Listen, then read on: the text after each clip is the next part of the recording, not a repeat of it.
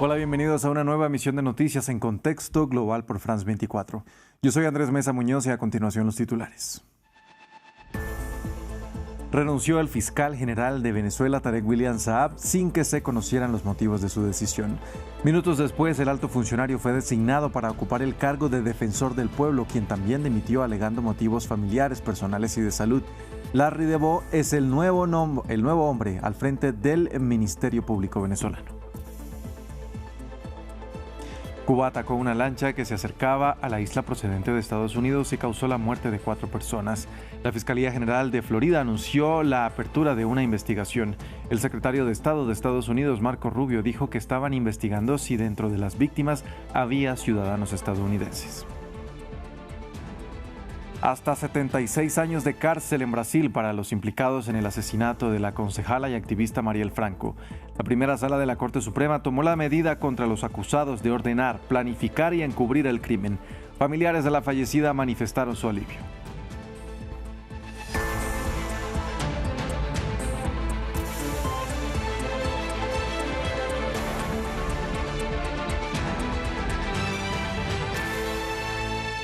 Vamos a iniciar en Venezuela con noticias de la renuncia del fiscal general Tarek William Saab, quien dejó el cargo de manera sorpresiva y sin que aún se conozcan sus razones. Minutos después, la Asamblea Nacional lo designó como defensor del pueblo en reemplazo de Alfredo Ruiz, quien también dimitió alegando motivos personales, familiares y de salud. Ambos funcionarios habían sido ratificados en estos cargos en octubre de 2024 para un periodo de 7 años, es decir, hasta 2031. Larry DeVos, quien se desempeñó como secretario ejecutivo del Consejo Nacional de Derechos Humanos, es el nuevo hombre al frente del Ministerio Público venezolano.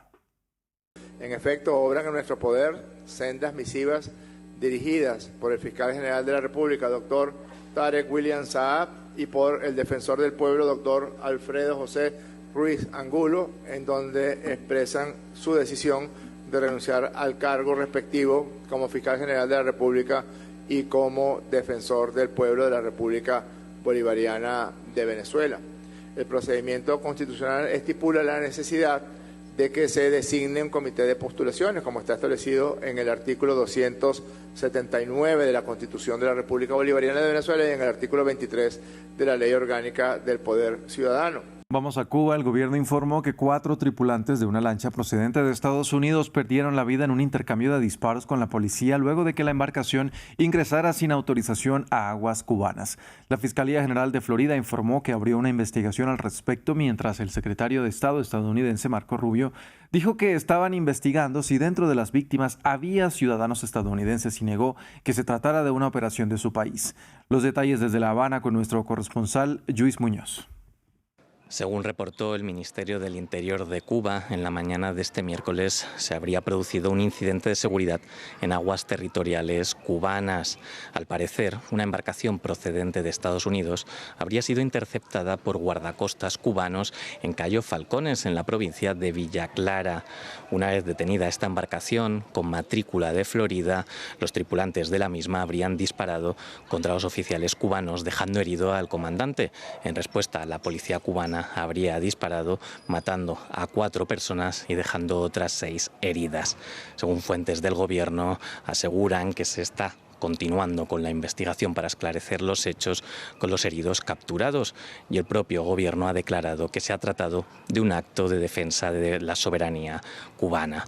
El primero en responder desde Estados Unidos ha sido el fiscal de Florida, James Utmeyer, quien ha asegurado que va a abrir una investigación para esclarecer los hechos y ha dicho que los comunistas rendirán cuentas, pues asegura que no se fía de las investigaciones que se lleven desde La Habana.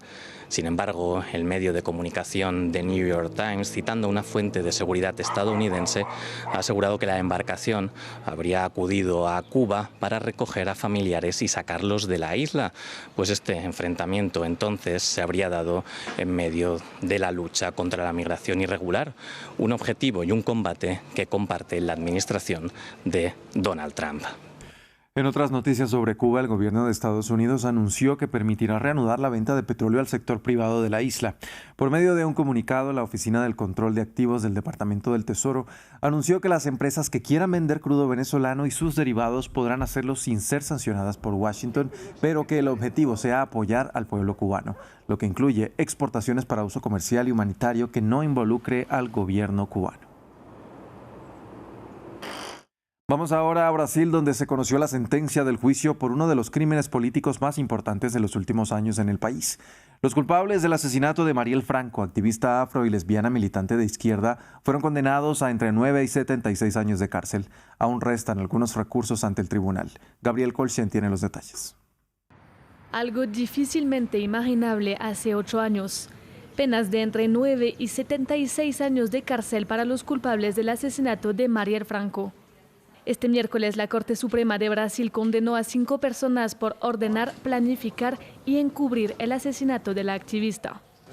Los 2 que recibieron penas más altas son el exdiputado federal João Brasão y su hermano Domingos Brasão, que fueron condenados a 76 años y 3 meses de prisión por doble homicidio, organización criminal armada y tentativa de homicidio. Según los magistrados, los 2 hermanos quisieron matar a Marielle Franco porque luchaba contra sus negocios ilícitos, pero no esperaban tales consecuencias. Nesse contexto, o assassinato de Marielle Franco precisa ser compreendido, como eu disse, não apenas. En este contexto, el asesinato de Marielle Franco debe entenderse, como dije, no solo como un ataque contra una parlamentaria, un delito con fines lucrativos, económicos y, peor aún, un delito basado en la idea de dominación del crimen organizado, sino también como un episodio de violencia política de género dirigido a interrumpir la vida de una mujer pobre, una mujer negra, que se atrevió a ir en contra de los intereses de milicianos blancos, ricos y varones. Marielle Franco, concejala afro-brasileña de Río de Janeiro y activista por los derechos humanos y derechos LGBTQI+, fue asesinada el 14 de marzo de 2018 mientras se desplazaba en un vehículo por el centro de Río. Otro carro se acercó y disparó al conductor y a Marielle, quien recibió 4 impactos en la cabeza. Según el juez instructor del caso, la misoginia y el racismo también influyeron en este asesinato político. Continuamos con las tensiones entre Estados Unidos e Irán. Voces oficiales de la República Islámica respondieron al presidente estadounidense Donald Trump luego de que el mandatario acusara anoche en su discurso sobre el Estado de la Unión a Teherán de avanzar en la elaboración de un supuesto arsenal de alcance global. Todo esto a un día de la prevista tercera ronda de conversaciones en Omán entre ambos países, para las que, sin embargo, el presidente Masoud Pezeshkian dijo que hay pruebas o buenas perspectivas. Mientras la puerta del diálogo sigue abierta, la posibilidad de una guerra es incierta. Washington y Teherán dicen querer priorizar la vía diplomática y, según el lado iraní, cuya delegación está en Ginebra, el panorama es positivo. En cuanto a las conversaciones, vemos buenas perspectivas. En la reunión de mañana en Ginebra, en la que participará Araghchi, nos hemos esforzado bajo la orientación y las directrices del líder supremo. En su discurso de la nación el martes, Donald Trump, quien ha desplegado un enorme dispositivo militar alrededor de Irán, dijo querer mantener los esfuerzos de diálogo.